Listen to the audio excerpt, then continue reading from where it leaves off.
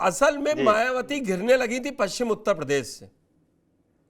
जो आपने, जिस पे आप पिछड़ रहे थे राणा सांगा मुद्दे पर, उस पर जिस तरीके से बीजेपी ने थोड़ा बैकफुट लिया और करणी सेना को आगे किया, उससे आपको मिल गई लीड। और तब मायावती को समझ में आया कि अब जरूरी हो गया है कि आकाश आनंद जैसे युवा चेहरा वापस ले लें।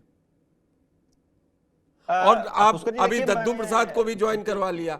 आप लोग आजकल जो सबसे ज्यादा नेता ज्वाइन करवाते हैं कभी भी अखिलेश यादव, महीने डेढ़ महीने पे, तो वो बसपा का, उसमें एक दो नेता जरूर रहेगा।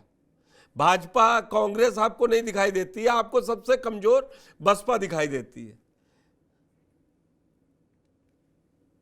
पुष्कर जी देखिए, जो सवाल आपने कहा उस सवाल को लेकर के बहुजन विचारधारा की जो भी जनता है, वो बहुजन विचारधारा की जनता जो सवाल आप पूछ रहे हैं, उन सवालों के इर्द गिर्द उसकी विचारधारा भी घूम रही है।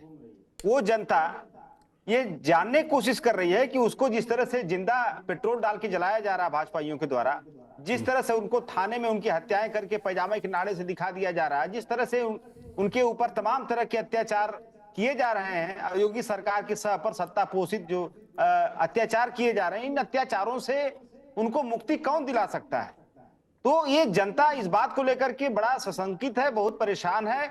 और उनके जनता को जो रिप्रेजेंट करने वाले नेता हैं, जो मान्यवर कांशीराम जी से ट्रेनिंग पाए थे नेता, चाहे वो इंद्रजीत सरोज जी हो, चाहे सुखदेव राजभर जी थे उस समय, अब तो मान लीजिए नहीं है, या जो भी बसपा के नेता है, बड़े नेता, कद्दावर नेता, रामचंद्र राजभर, है, लालजी वर्मा, सबको तोड़ लाए 22 में। जी तो जी पुष्कर जी, तो इन लोगों को लगा कि अब बहुजन आंदोलन कोई विचारधारा है, बाबा साहब की विचारधारा, मान्यवर कांशीराम की विचारधारा को अगर कहीं पर भी फलीभूत किया जा सकता है, उसको सफलता की तरफ आगे बढ़ाया जा सकता है, तो समाजवादी पार्टी है एक ऐसी पार्टी बची है उत्तर प्रदेश में जो इस काम को आगे बढ़ा सकती है। और उनको हमारे राष्ट्रीय अध्यक्ष जी ने उनकी विचारधारा को भी आगे करते हुए 37 सांसदों में हमारे 8 सांसद दलित जीते, और 2-3 सीटें ऐसी थी जहां पे सामान्य सीट थी, लेकिन हम लोगों ने दलित प्रत्याशी उतारे, उसमें से अवधेश प्रसाद जी भी एक कैंडिडेट है। तो ये सारी चीजें बहुजन समाज मुझे मालूम था, अरे क्यों सुनीता वर्मा हार गई। एक छोटा सा सवाल अशोक जी, कभी कभी क्या होता है कि पार्टी जब फेलियर होती है तो अपना चेहरा बदल देती है, आपके पास ऑप्शन नहीं है ना वो? नहीं देखिए, इनके सहयोगियों के पास भी नहीं, पास ऑप्शन नहीं था। ऐसा नहीं कि हमारे पास ऑप्शन नहीं था। देखिए, मतलब अखिलेश जी के अलावा कोई और मुख्यमंत्री हो सकता है आपके यहाँ? देखिए, पार्टी जिसको डिसाइड करती है, पार्टी का चेहरा, अगर जब नेताजी थे तो पार्टी का चेहरा कौन थे? नेताजी थे। अरे अशोक जी, बहुत बड़ी बात कर रहे हैं, वो कह रहे हैं कि पार्टी डिसाइड करेगी। सर जी, मैं बता रहा हूं देखिए, जब नेताजी थे तो नेताजी के चेहरे को भी आगे करके समाजवादी पार्टी मैदान में जाती थी और जनता का आशीर्वाद मिलता था। आज राष्ट्रीय अध्यक्ष जी हैं, यहाँ पे कोई राजतंत्र तो है नहीं ना। अब हमारे राष्ट्रीय अध्यक्ष जी के चेहरे को आगे करके पार्टी जाती है और उसको सफलता मिलती है, पार्टी को 37 सीटें मिल जाती है, जनता जय जयकार कर रही है, जनता उनके साथ लामबंद खड़ी है, तो फिर हम और चेहरे पे पार्टी दांव क्यों लगाएगी जब इतना सुपरस्टार चेहरा हमारे पास है? सतीश जी, मैंने इसलिए अशोक जी कहा कि सतीश जी के पास चला जाऊं। कानून व्यवस्था का आप रोना रो रहे हैं, आपकी सरकार के रहते हुए कानून व्यवस्था बहुत अच्छी नहीं थी, तो इसलिए मुझे लगा कि अखिलेश यादव जी मुख्यमंत्री थे, कानून व्यवस्था बहुत अच्छे विकास काम किए, लेकिन कानून व्यवस्था ध्वस्त हो गई थी, तो क्या वो चेहरा बदलेंगे? मैं इतना थोड़ा सा अरे आप कैसी बात कर रहे हैं सतीश जी? वो अरे अशोक जी, मुझे दर्शक सबको पता है कि अखिलेश यादव ही चेहरा है, वो आप ज्यादा देर उस पर डिस्कशन। सतीश जी, वाकई में जिस तरीके से अहमदाबाद अधिवेशन में राहुल गांधी बोल रहे हैं पिछड़े और दलितों के लिए, अखिलेश यादव इधर से पूरी घेराबंदी कर ही रहे हैं, और अभी तो मुझे अखिलेश और राहुल गांधी में कोई टूट नजर आती नहीं है। बाकी 27 तक क्या हो जाए, कुछ भी संभव है। तो मायावती के लिए अब जरूरी थे आकाश आनंद, और आपको लगता है क्या दलितों को एक बार फिर से मायावती की तरफ लौट सकते हैं? नहीं देखिए पुष्कर जी, हम दलित राजनीति को देखिए, दलित राजनीति कहाँ है? दलित राजनीति अपने पहले पायदान को छोड़ करके दूसरे पायदान की ओर बढ़ी, पूरे भारत की राजनीति उसकी आइडेंटिटी की लड़ाई से हट करके इस देश का जो दलित मूवमेंट है वो हिस्सेदारी की तरफ जाता है। लेकिन कहीं ना कहीं चाहे वो कांग्रेस है, समाजवादी पार्टी के ऊपर तो खैर मैं भी ये बात नहीं कहूंगा, सवाल अभी होगा, लेकिन कांग्रेस और बीजेपी जैसे दल वो चाहते हैं कि आज भी इस देश का दलित, जो उसका दलित मूवमेंट सेकंड पायदान की तरफ है, उसे खिसका करके किसी भी तरीके से पहले पायदान पे ले। इस देश का दलित सिर्फ अपनी हिस्सेदारी की लड़ाई ना लड़े, वो कहीं ना कहीं अपनी पहचान की लड़ाई लड़े। जैसे संविधान को लेकर के मैं आपको बताता हूं, जब जब लोकसभा का चुनाव हुआ और उस लोकसभा के चुनाव में संविधान बदलना एक बड़ा मुद्दा था, और संविधान बदल जाएगा तो इस देश का दलित डरा हुआ था, क्योंकि उसके जीवन में जो भी परिवर्तन आया वो संवैधानिक अधिकारों की वजह से आया। वो बाबा साहब डॉक्टर भीमराव अंबेडकर जी की याद जानती है, मैं आपके तमाम दर्शकों को उनकी बधाई भी देता हूं, तो उसको लगा, वो डर गया। लेकिन आप ये भी देखिए, लोकसभा का चुनाव खत्म होने के बाद एक बहुत बड़ा इस देश के दलितों के ऊपर न्यायिक हमला हुआ, उसका आरक्षण बांट दिया गया, उस आरक्षण में वर्गीकरण हुआ। जब वर्गीकरण की बात को लेकर के इस देश के दलित उबाल आया और उन्होंने कहा कि हम सड़क के ऊपर जाकर के इसका विरोध करेंगे।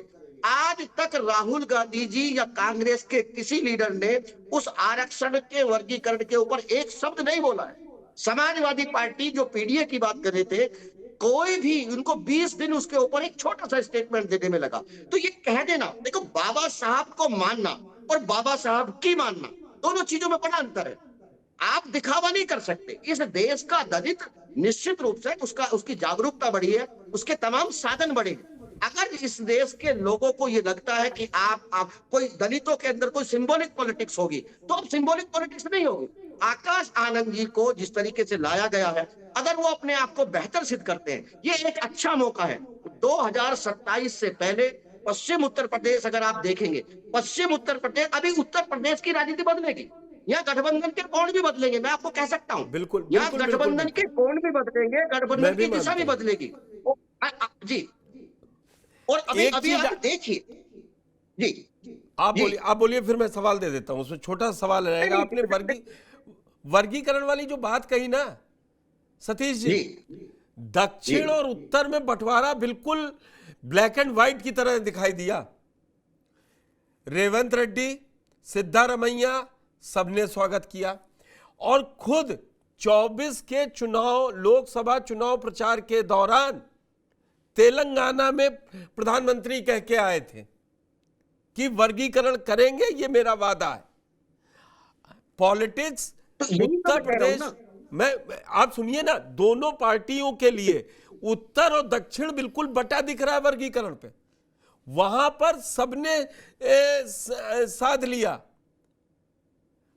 बीजेपी और कांग्रेस, और उत्तर में कोई बोलने को तैयार नहीं है वर्गीकरण पे, सिवाय मायावती के। मायावती ने भले सोशल मीडिया का सहारा लिया हो, अखिलेश यादव ने वाकई में 20 दिन लगा दिए, लेकिन अब वर्गीकरण तो, हाँ बोलिए आप। देखिए चीज क्या है, असल मुद्दा क्या है? मुद्दा वर्गीकरण नहीं है। जब ये देश आजाद हुआ तो 70 के दशक तक पहला नोट जो दलितों का पढ़ा लिखा आया, तब तक आप 70 के दशक तक कांग्रेस ने उन पदों के खिलाफ लिखा कि नोट अवेलेबल, और जब लोग अवेलेबल हुए तो वहां खाली पदों के खिलाफ लिखा नोट सुटेबल। जब आपके पास आरंभिक अवस्थाओं में आपने कहा कि नोट अवेलेबल, जब अवेलेबल हुए तब आपने कहा सुटेबल। और मेरी बात को सुनिए, ये एक चालाकी है। अगर आपको लगता है कि कुछ जातियां अगर पिछड़ी हैं, आरक्षण का लाभ कौन लेगा? जिसके पास एजुकेशन होगी। अगर सरकार वास्तव में उन वर्गों के लोगों को आगे बढ़ाना चाहती है तो सरकार को स्पेशल कंपोनेंट के तहत उनकी विशेष ट्रेनिंग किया जाए, उनको विशेष उनके आवासीय बनाए जाए, उनके लिए एजुकेशन का प्रचार प्रसार किया जाए, बाकायदा नौकरियों में उनकी हिस्सेदारी सुनिश्चित किया जाए। और एक छोटी सी बात पुष्कर जी आपको बता दूं कि अभी आप झूठ बोलते हैं हम सब लोग। अभी आप आबादी के हिसाब से भारत में अगर अलग अलग जातियों का जो आरक्षित जातियां लगभग उनका रिप्रेजेंटेशन लगभग सेम है। आप मेरी बात को मानिए। माननीय सर्वोच्च न्यायालय के ऊपर कोई सवाल नहीं उठा रहा हूं, लेकिन ये निर्णय ये भी था कि आंकड़े नहीं थे। अगर माननीय सर्वोच्च न्यायालय जी ने ये कहा इस निर्णय को देते हुए कि आप निर्णय पहले लीजिए और आंकड़े राज्य सरकार बाद में जुटाएंगी, ये पहला निर्णय है। बिना किसी तथ्यात्मक स्टडी के आपने तुरंत ये निर्णय लिया और राज्य सरकारों के ऊपर ये जिम्मेदारी दी। दूसरी बात, जो दलितों का आरक्षण है वो केंद्रीय सूची में है, उसमें राज्य बिल्कुल। सरकारें कोई परिवर्तन नहीं कर सकती, ये आपको भी मालूम है, ये मुझे भी मालूम है। लेकिन आप जानबूझ करके जो केंद्रीय सूची का जो मामला है उसको आप जबरदस्ती राज्य सरकारों की ओर धकेल रहे हैं। कहीं ना कहीं इस देश के दलितों का आरक्षण छीनने का या सतीश जी, उसके ऊपर बहस कब्जा करने का ये सरकारों थोड़ा की से नीति का अलग हिस्सा चली है। जाएगी। ऐसे में जी बहस थोड़ी सी अलग चली जा रही है वर्गीकरण और दलितों के मुद्दों को लेकर, लेकिन मैं आपको एक ईमानदारी की बात बताऊं, दे तो बिहार सरकार रही है, वर्गीकरण करके ही दे रही ना महादलित को। कौन नहीं दे रहा है आप बताइए मुझे। नीतीश कुमार, देखो। आप ले लीजिए कि अब पंजाब सरकार के फैसले पर ये दे दिया, दे कौन नहीं रहा है। और मैं इस समय पूरी जिम्मेदारी और ईमानदारी से कह रहा हूं कि दलितों के आरक्षण को सामने कोई नहीं नकार सकता है, लेकिन पीछे से कोई देने को तैयार नहीं है। राजनीतिक दल सामने से नकारते नहीं और पीछे उनको मिलता नहीं है। आप देख लीजिए अभी ओबीसी के आरक्षण पर वही बहस जारी है। अरे श्रीमती जी, कुछ तो सस्ता लो, बचत करो। नहीं श्रीमान जी, सब बढ़िया लो, रहने दीजिए। इसमें क्या खास बात है? थोड़े में ज्यादा स्वाद, यही तो है इसकी खास बात। वाओ मामा, क्या स्वाद है। अरे मेरे राजा, राजा और प्योर मसाला।